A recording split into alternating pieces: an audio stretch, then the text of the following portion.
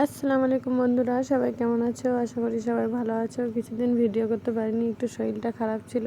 তো আজকে ফুলকপি আমি রান্না করব। দেখো, কড়াইতে প্রথমে পেঁয়াজ কাঁচা লঙ্কা চেরা দেখো ভেজে নিচ্ছি ভালোভাবে। আজকে সর্ষের তেল দিয়ে না, সাদা তেল দিয়ে রান্না করছি। তো দেখো, পেঁয়াজ কাঁচা লঙ্কা লাল হয়ে গেলে এতে ফুলকপি দিয়ে দিলাম। ফুলকপিটা এবার ভালো করে ভেজে নেবো। শীতকালে তো আর কোনো আনাজ পাওয়াই যায় না, ফুলকপি, পাতাকপি, ওলকপি এইসবই বেশি ফেমাস।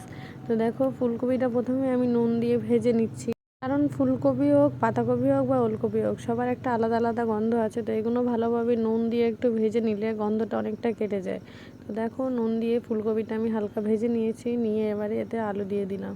তো আলুর সাইজটা মিডিয়াম করেছি, বেশি বড়ও করিনি, বেশি ছোটও করিনি। দেখো, আমার মনে হয় বড় বড় আলুর পিস করলে ওতে ভালোভাবে টেস্ট লাগে না, তো এই জন্য আমি মিডিয়াম করি। তো দেখো, আলুটা দিয়ে দিলাম, দিয়ে আদার পেস্ট, রসুনের পেস্ট একসাথে দিয়ে এবার ভালো করে আমি ফুলকপি আর আলুটাকে ভেজে নেব। তো দেখো, আদা রসুন ভালোভাবে আমি ভেজে নিলাম, নিয়ে এবার লঙ্কার গুঁড়ো, হলুদের গুঁড়ো দিয়ে দিচ্ছি। দেখো, আমার সব তরকারিতেই লঙ্কার গুঁড়ো একটু বেশি হয়, লঙ্কা না হলে সেই তরকারি যেন আমার সেদ্ধ মনে হয়। তো দেখো, লঙ্কা হলুদ দিয়ে ভালোভাবে নেড়ে নিচ্ছি। লঙ্কা হলুদ দিলেই কড়াইতে সেরে যায়। তো দেখো, সামান্য নেড়েছে, এবার আমি পানি দিয়ে দেবো। দেখো, চুলোটা কি সুন্দর জ্বলছে, নাড়া টাড়া খড় পাতা সব জ্বলে।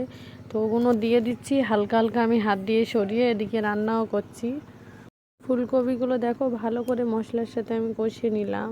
এবার এতে পানি অ্যাড করব আমি। ওদিকে আমি ভাতের হাঁড়িতে ভাত বসিয়ে দিয়েছি। দেখো, ওদিকে ভাতও হচ্ছে আর এদিকে আমার তরকারিও হচ্ছে। এবার দেখো, চুলোর ছাইটা একটু বেশি হয়ে যায়, তো ফিকের নাকড়ি, এটা হচ্ছে আমার ফিকের নাকড়ি, এই ফিকের নাকড়ি দিয়ে নেড়ে দিলে ছাইটা অনেকটা কম হয়ে যায় আর রাস্তাটাও খালি হয়ে যায়। দেখো, পানি দিয়ে দিলাম, দিয়ে এবার আমি ঢাকনা চাপা দিয়ে দেবো। এটা হচ্ছে সেদ্ধ করার জন্য পানি, মানে সব মশলা কষে যে পানি, এবার পানি দিলাম সেটা সেদ্ধ করার জন্য। তো দেখো, দিয়ে আমি ঢাকনা চাপা দিয়ে দিলাম।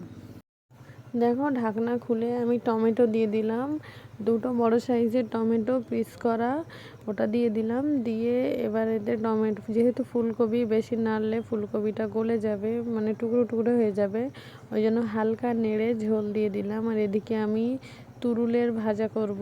তো কড়াইতে দেখো, এদিকে তেল, সাদা তেল, সেম তেল, ওখানে যাই তেল সেখানে সাই তেল।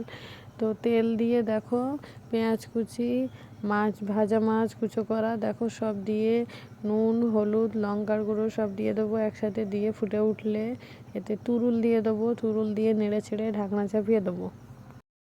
দেখো, সব রকম মাল মশলা দিয়ে দিলাম, তুরুলও ঢেলতে ঢেলতে পড়ে যাচ্ছে। তুরুলটা দিয়ে দিলাম, দিয়ে এবার আমি এদিকে হালকা আলু, এবারে আজকে আলুটা খোসা আমি ছাড়াইনি, খোসা রেখেছি।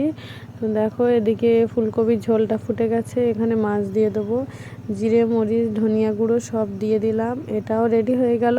ওখানে